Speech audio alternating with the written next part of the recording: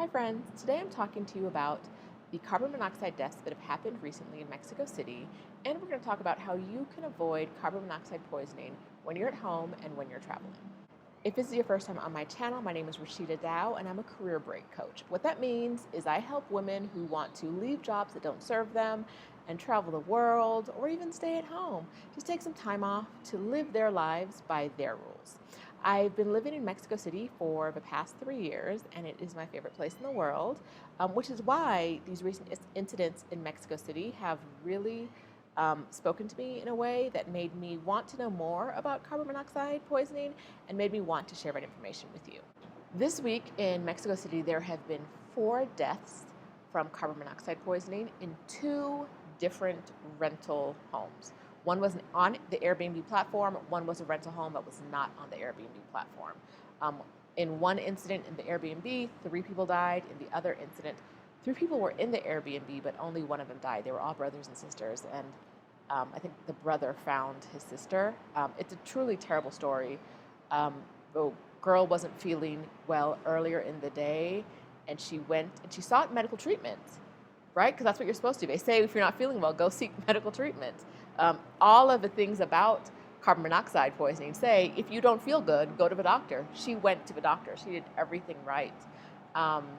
They treated her for heat, like heat exhaustion, and sent her home. And she went home to sleep, and she died. All right, first up, first, the disclaimer. My mama wanted me to go to med school. I didn't go. I went to law school instead. But here's the thing. I'm not a doctor, so this is not medical advice. I'm a lawyer, but I'm not your lawyer. So nothing I say here will be legal advice. All right? All right, let's start off at the top. Carbon monoxide is an odorless, colorless, tasteless gas that can create serious health conditions and even death. Where does it come from? It comes from the burning of fuel, basically. So any source with a fuel, especially heat sources, can release carbon monoxide at levels that might make you a little sick or a lot of sick and possibly lead to death. Carbon monoxide, if you're in a room with carbon monoxide and it reaches a high level, it can create the inability to breathe well. It can cause dizziness because you're not getting the oxygen your brain needs. You're breathing in the carbon monoxide. And so a lot of what we're going to talk about today is about how to prevent that from happening. I have learned a lot about carbon monoxide in the past few days, and one of the things that you need to know is that every year in America, at least 20,000 people end up at ERs for carbon monoxide poisoning.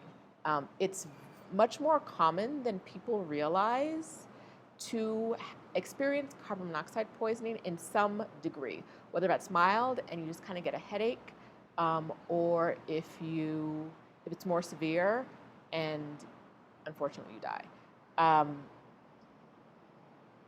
Long exposure to low carbon monoxide levels can even cause problems. Even if you don't end up in the hospital, imagine getting less oxygen than your brain should get over long periods of time.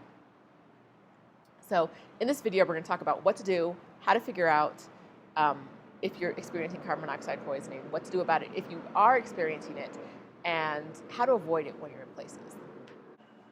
One of the things I was really curious about when I heard about these deaths this week is why Mexico City? There's a reason. Right? I said carbon monoxide deaths happen everywhere.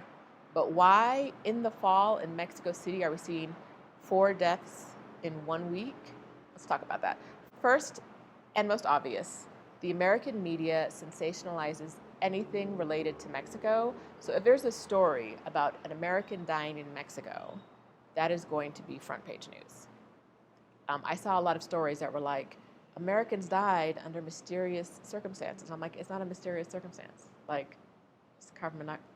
But like, they make it sound like it's something that it's not because that's what pushes clicks. But I'm not here to downplay what happened because what happened is really serious. So let's talk about why this is happening now in Mexico City. The number one cause of carbon monoxide poisoning, and carbon monoxide being released where it shouldn't be released, are space heaters. Number one. According to Johns Hopkins Medicine, the number one cause of carbon monoxide poisoning in the home are unvented space heaters. Mexico City is not a city that has a lot of central air or heat, and so if you're cold, you turn on a space heater. I have 3 space heaters at home. Turn on a space heater. I wouldn't turn it on at this time of year because I'm not cold, but I'm used to being here. Someone who's from somewhere else might have turned one on. This is not to blame anybody. I'm not blaming the victims here at all. They are truly victims of very terrible circumstances. I'm giving you information that I think might be helpful for you in the future. It could be space heaters. It might not be. It could be something completely different. But we're talking about 2 different incidents in the same week. The other thing to know is that carbon monoxide poisoning impacts you more when the air is thinner. And Mexico City is a very high city. It's about 7,400 feet in the air. That's about 1.5 miles. So it's a very, very high above sea level. The air is thinner.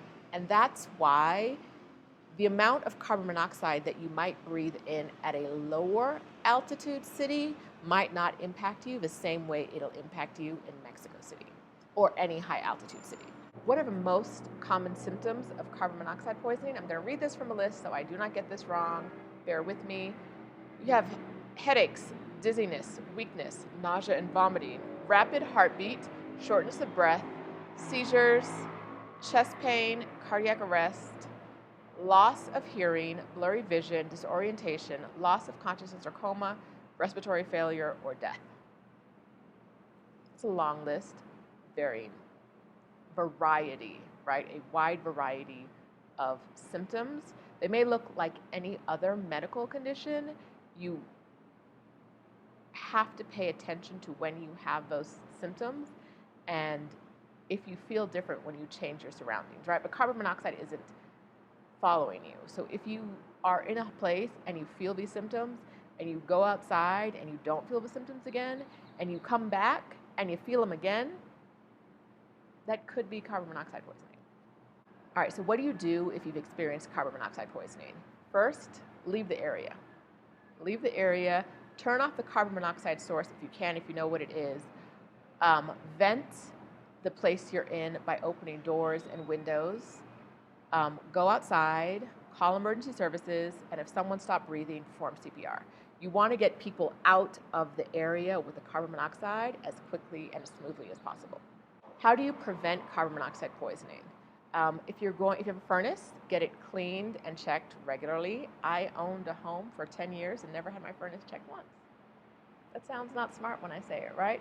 You might be in the same condition where you don't even think about doing that, but it's important that you do. You want to only use fuel-burning space heaters in well-ventilated areas. I have one space heater that has fuel inside of it, and I have 2 that are electric only. The electric only ones won't cause any risk of carbon monoxide poisoning because there's no fuel in it, but the one that's like a tank, like where you shake it and it makes noise, that one I need to use in well-ventilated areas. I use it mostly in my living room, which is pretty large. I don't use it in the bedrooms, which are smaller, and which I usually have the doors closed in. Don't use outside things inside. Now, this sounds weird, but things like portable heaters that you use for camping or anything like that that is meant to be used outside, don't use it inside. Same thing as don't use your oven to heat the house, right? Use the if you are sealed up tightly in a home in an enclosed space, don't use the appliances the way the appliances are supposed to be used. And if you think any of your appliances are not working well, don't use them, right? Don't use them. I never leave my space heaters on overnight because I don't know what could happen, right?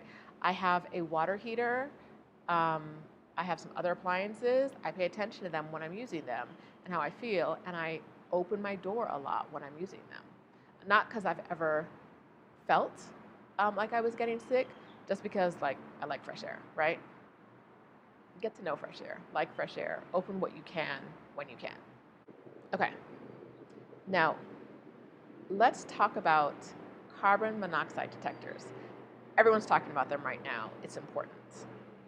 But um, carbon monoxide detectors typically only detect the levels of carbon monoxide that will kill you, right? So you could have a level of carbon monoxide that is unhealthy to breathe, and the carbon monoxide detector that you buy and travel with might not tell you. Now, preventing death is great, right? And so I do not have a portable carbon monoxide detector for when I travel, but I'm going to get one now, and I'm going to have one that I leave in my apartment. So I'm going to order them asaptually because I want one for myself. My concern is that it needs to be set to a level that will be impactful, knowing that I live in a high altitude city. So what might be a deadly carbon monoxide level in Mexico City might not be deadly somewhere else. And so if the meter is set to like deadly level for Pittsburgh, right? It might not go off when I need it to in Mexico City, because Mexico City's levels are going to be higher faster, right? They're going to, or a lower level of carbon monoxide might impact you more because of the altitude. Because I'm going to go look for carbon monoxide detectors, I'm going to drop some links for the ones that I looked at and I liked in the description below. So look for those and go get your own. They'll be from Amazon. You guys know if you buy anything from any of my links, it doesn't cost you any more money, but a little bit of money goes into my pockets. Thank you. If you're going to buy it anyway, go on ahead and just do that.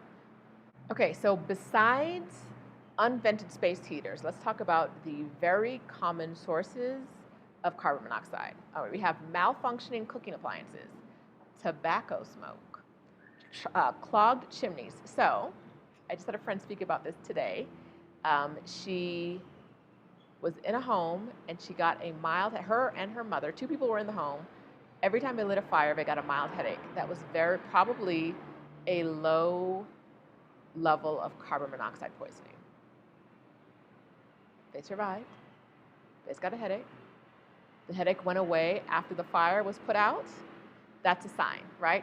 If you do something or you are somewhere and you feel sick while you're in that place, think about if this could be related to carbon monoxide poisoning and what you can do about it to mitigate some of those damages. All right. Auto exhaust or idling vehicles, malfunctioning water heaters, malfunctioning oil, wood, gas, or coal furnaces, malfunctioning clothes dryers, wood-burning fireplace, gas log burner, or any unvented space heater, gas or fuel-burning appliances in cabins or campers, barbecue grills, pools, or spa heaters, or ceiling-mounted heating units, and fires. These are all things that can cause carbon monoxide poisoning because they emit carbon monoxide, or they can emit it if they're not supposed to, but they can if they're not sealed correctly. These are things to consider.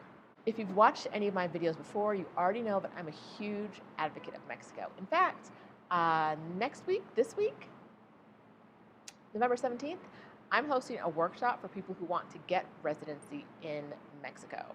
If you're watching this after November 17th, you can get a replay of the video at exodussummit.com/Mexico. I'll put the link in the description. If you're thinking about moving to Mexico, if you're thinking about getting residency here so you can stay as long as you want, definitely grab that workshop. We're going to tell you how to do it, what you need to know, how to avoid the pitfalls, because there are a lot of pitfalls. Huge advocate for Mexico. I love living here. I love living in Mexico City, but I'm never going to lie to you. I'll tell all of you guys, Mexico City isn't for everybody. But if you're thinking of visiting, I don't want what happened this week to scare you. In all of my videos, I want you to know that I am not coming from a place of fear. I don't operate from a place of fear, and I don't want you to either. I want us to operate from a place of information. And so I created this video to help you get the information that you need and make good choices.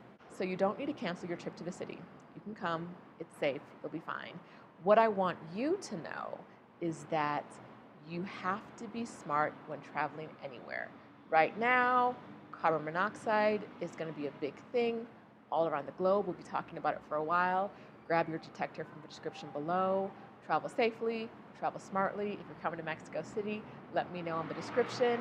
And I hope this was helpful for you as you travel around the globe. Bye.